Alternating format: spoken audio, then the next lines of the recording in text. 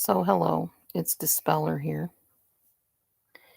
And I just got finished watching a documentary about the Bee Gees.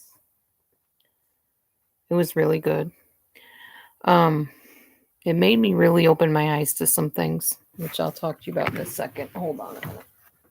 It's chilly in this room.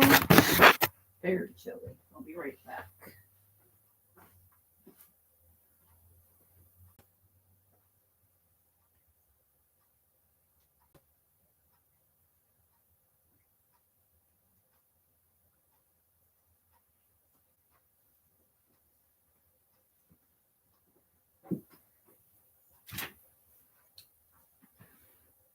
Okay, I had to put on a shirt, heavier shirt.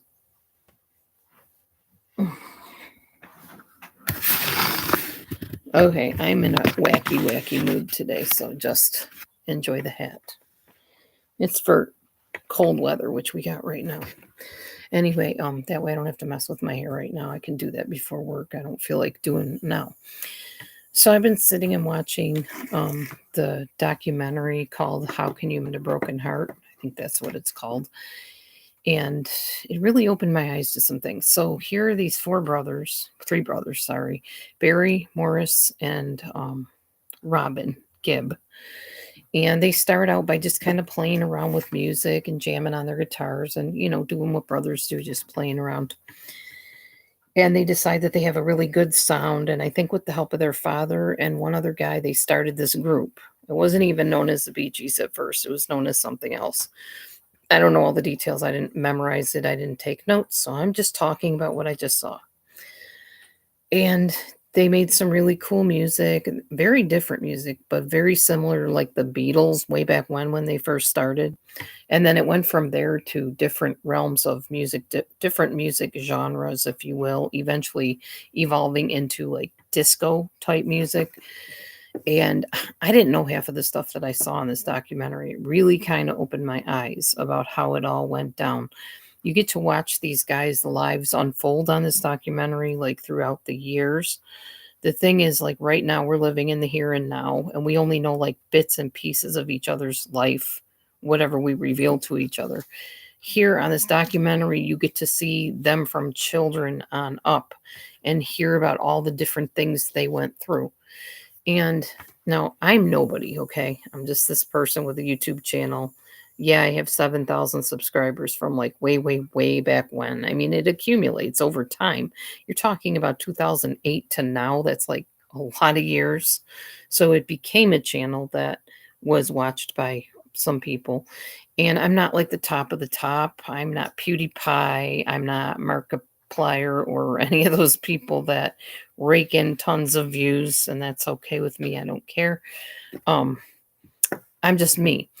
But even being just me, even being a host of a channel or a creator of this channel, I've gone through some things. I have people that just absolutely cannot stand me, don't understand me, don't like how I do things.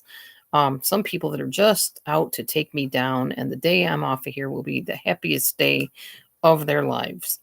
Well, the Bee Gees, and I'm not comparing myself saying that I'm as famous as the Bee Gees, nor that I would even want to be. But people that have some sense of, if you will, celebrity, or people that admire them or look up to them or see them as something more than just the average everyday person, which YouTube gives you that chance to do that. When you're on a camera, you formulate a certain vision in people's minds of who you are and who they want you to be and who you're supposed to be. Well, the Bee Gees went through a lot of stuff. I didn't know that they all had addiction problems at one point, drugs and alcohol. In fact, one of them died from complications of addictions, and that would have been, I believe, Andy Gibb, the youngest brother. He came along a little bit later once the three brothers were established in their group, and he didn't sing a lot of songs before he passed away at age 30. That's super young to die, especially nowadays when people can live so much longer. But back then, I think even that was a young age to die. And it was so heartbreaking because, like, he was everybody's heartthrob. He was so cute. I even thought he was cute. Um, He was very good looking. And but nobody knew. I mean, maybe some people knew, but the fans didn't know that he was going through addiction problems and that he couldn't cope with the show business and the fame and all the stuff that happened to him so quickly. Um, it was just like really sad. And then in between all that time, the Bee Gees decided to start writing music because what happened was they became part of the disco era and they were like super famous during that time. If you guys have seen the movie Saturday Night Fever with John Travolta, I thought it was pretty humorous because John Travolta told one of the music producers for the Gibbs, what about like if we get an Academy Award or Oscar or something like that? And the guy's like, oh, yeah, right. And he said, well, John Travolta got the last laugh because they got the award. They became very famous because of Saturday Night Fever. And that was where the Gibbs started realizing that their true what do you call it, fame came from writing music, not singing it necessarily. But even before all that, so they're in this disco era, and then they went and performed in this humongous stadium. I think it was like a baseball stadium. Everybody hated them, and they didn't even know that they hated them till they got out there. And I guess it took them a while, even once they were singing, to realize what was going on. They had taken all of the disco records, and I guess especially the Bee Gees records, and put them in a big pile and blew them up like pff, bomb, blew them up right there in the stadium. I believe right during the concert, they were blowing up their records, and they were explaining to them, you know what we're doing? We're got your records all in this big pile, and we're about to blow them to smithereens. And I mean, they didn't really get into what the Bee Gees' reactions were to that. They just kept on playing music and singing. And sure enough, they like, boom, blew up all these records. There were pieces flying everywhere, and everybody just rushed onto the field. Yeah, and that was pretty much the end of their participation in the disco era, which unfortunately, as so many people even on YouTube do, if they associate you with a certain thing that they like and you change that, you become somebody different, then you are washed up. You are done. And the Bee Gees were done at that point. People did not like them. They labeled them a disco group. They hated disco. Disco originally started, I did not know this either, in the underground dance parties for same gender relationships. And I'm trying to think. And the African people, the Afro-American people, and people didn't like them. They were prejudiced and racist back then, and they were not happy that they were singing this form of music and producing these songs that celebrated differences in people like this that just were not the norm. They weren't the standard accepted thing. So that's why they blew up all the records and everything, because they felt the Bee Gees were representing things that they were against. Anyway, so the Bee Gees ended up kind of fading out of the music stuff as far as singing and performing, I believe, at that point. And eventually they produced music and wrote music, and they became famous once again, and all the brothers got together, and they were much, much older. Another thing I didn't know was they had a lot of problems between the brothers. Like they told about how Barry would talk to Robin, the youngest guy. Barry's the oldest, Robin's the youngest. Well, technically, Robin and Morris are twins, not trees, twins. So Barry would say, hey, tell Robin this. And Robin would say, tell Barry this. And Morris finally said, tell each other. And they wouldn't. They didn't talk. I guess they were separated for like 28 months or something like that, and did not talk, did not associate in between all of their fame and everything. So all this stuff is going on in the background in their lives, and they all three got married. A couple of them got divorced. I think one or two of them got remarried. This is life, y'all. This is life. This is my life here. This channel is part of my life, and stuff is going on in the background. I'm working. I have a marriage. I have children that are grown. I have cats. I have a house. You know, you don't know every single little thing about me, but I have told you a lot about me. And just like the Gibb brothers, they didn't tell their whole life story, and yet people knew a lot about them. And of course, they had the tabloids and the paparazzi and whatever back then, although I don't think it was quite as in your face as it is these days. I could be wrong, but I don't think so. Anyway, it just was really interesting watching this because I was like, I'm nobody, but I come on here and everybody has an opinion about me. And it's not always favorable ones. And I'm like, it's kind of like looking at Jesus. People say, well, I'm not even close to being him. Like even Paul in the Bible said, I'm not worthy. No, sorry, John. I'm not worthy to carry his sandals. And yet he wants me to baptize him. It's kind of that feeling of, who am I? I'm nobody. I'm just little Laura over here in the Illinois somewhere. And I'm worried about what people think of me to an extent. Yes, because it doesn't feel good to be criticized. Nobody really enjoys that. And it's not so much that I take it personally to the point where it affects my life. It's the fact that why have a channel of people all hate you, But the Gibb brothers went through that a lot. And yes, they were famous. But nonetheless, whether you're famous or not, or just well known on YouTube, words can hurt and words can make you feel a certain way if you let them. I try not to, but there are times I just get really irritated and I just want to say, forget the whole thing. It's not worth the aggravation. It's not worth the annoyance. And yet, like Barry Gibb, he said the one thing he could tell you is that he wishes he had all of his brothers back and never had any of the music. If he could do that and have his brothers back, he would just like them back. The sad thing was the fame came in between the relationships. And I think even on here, sometimes people see me as this character, if you will. And when I disappoint them, when I become anything other than what they think I should be, then all bets are off. We don't like you anymore. And we're going to tell you what we want you to do and who we want you to be. Oh, yeah, definitely go watch that. It's on Netflix, by the way. When they tell you you're not who we want you to be and you don't dress the way we like and you belly dance, so we don't like that. You say you're a Christian or a godly person and you show your stomach. Oh my gosh, things happen in life. What can I say?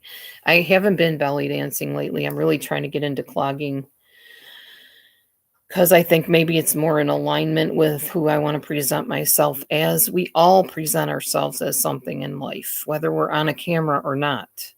And see, that is the advantage that people that comment on chats to creators have.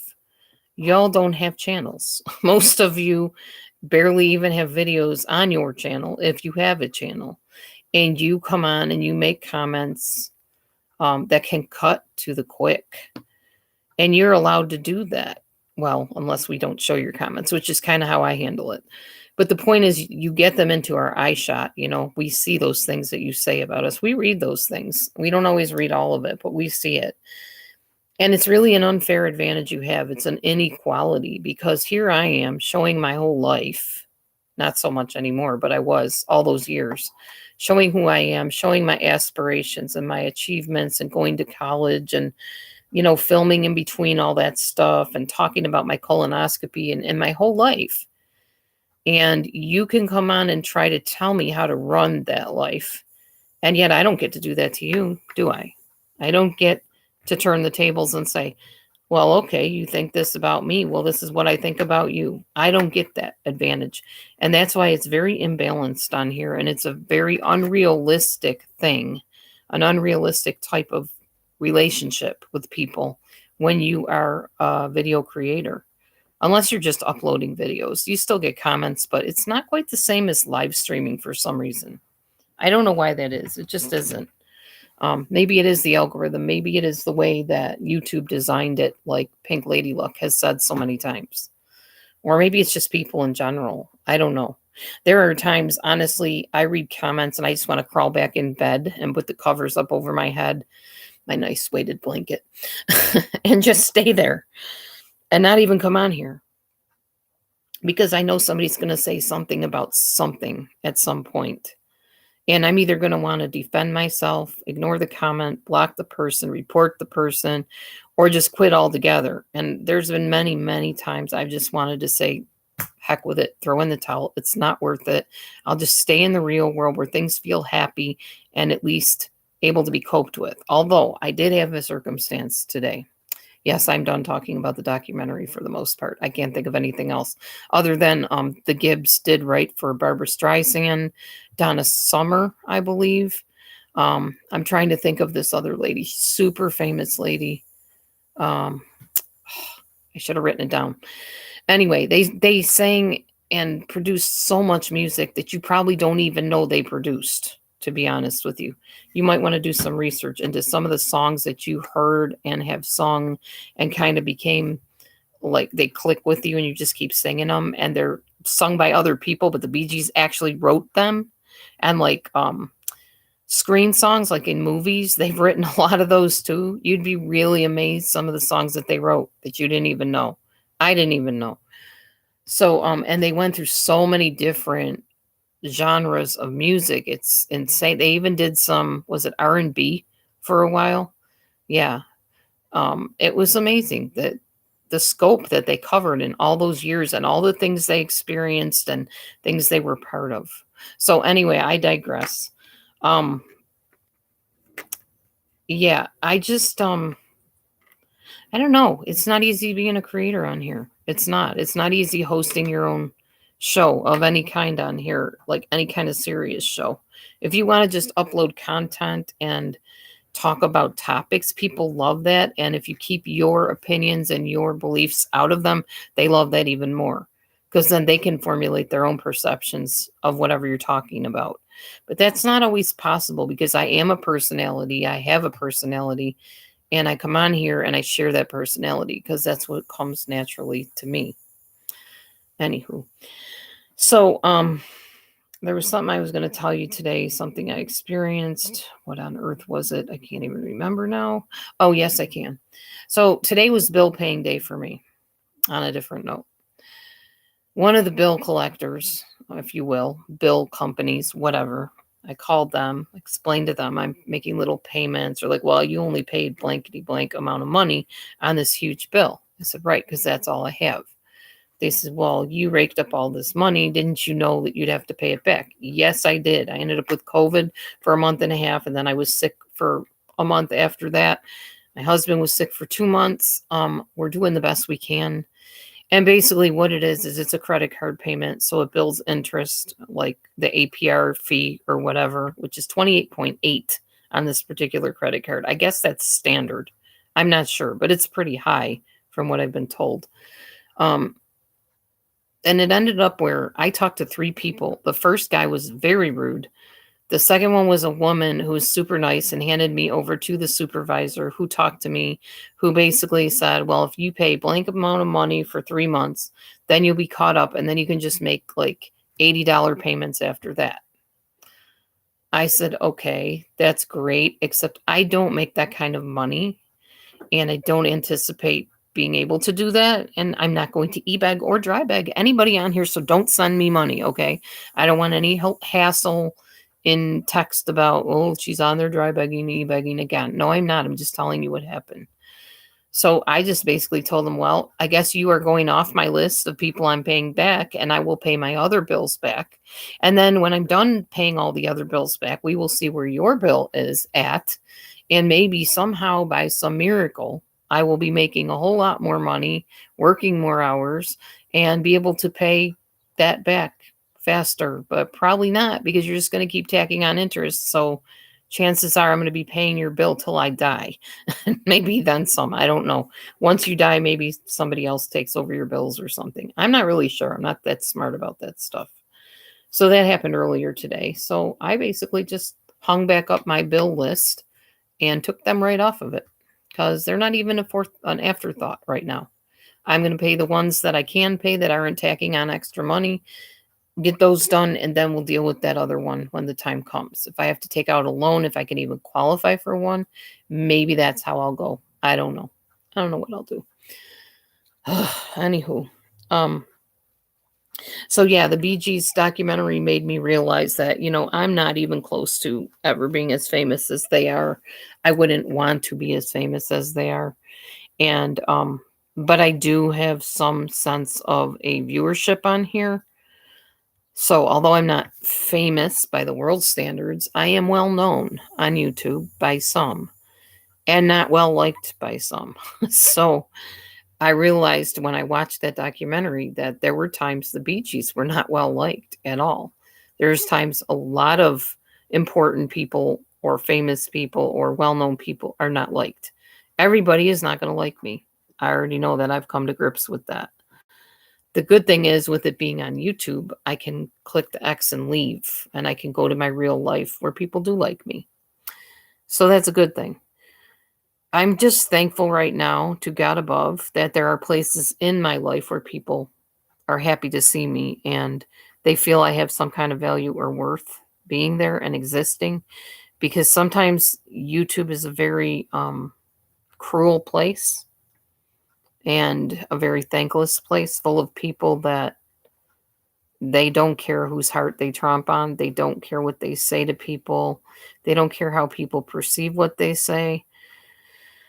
And it's a very imperfect place with people that do things that get on my last nerve on a consistent basis. Not that people in the real world don't do that too, but on YouTube, it's very much more prevalent, at least this section of YouTube. So I'm really hoping and praying and trying to find people that, like I said, are like-minded, that will join my channel, that will talk with me about the topics we like to talk about, and bring that here. Since I apparently cannot get out of the true crime or drama community, I'm kind of stuck. It would be nice to have people come to me and just join me and let's talk about Bible beliefs or beliefs about sin or beliefs about behaviors and things like that and talk about that stuff. I have discovered, I think Marley was one of them who has some kind of biblical basis for her beliefs. And there's a couple others that come on here that do, that might like to have a discussion like that. So where are y'all? Where are y'all? Come on over and join this group where I'm trying to establish some measure of come ye out from among them and be separate, which is what the Bible tells us to do. Anywho, I am going to go for now. I'm not going to make this a big, long, drawn-out thing. I just wanted to share a little bit about that documentary, and it really touched my heart, really made me open my eyes to some things and to realize that I'm really not all that different, that there are ups and there are downs in life. There are people that are going to love you and sing your praises and cheer you on, and then those same people at some point might just, spit on you and be angry at you and feel disappointed in you and not like the direction that you're going, because that's how it works sometimes. Anyway, I'm going to get out of here. I'm going to go and watch another channel probably and eventually get ready to go to work after I have the smoothie. And I guess that's it. So I hope you guys have a wonderful day. Thanks for listening to me ramble and share my heart and my thoughts today. If you haven't read it already, I did post a community post today on how I feel about some of the comments I've been getting, some of the attitudes of people. So yeah, it'll explain everything. I hope you'll go and read it. Have a great day, everybody. Be blessed and shalom.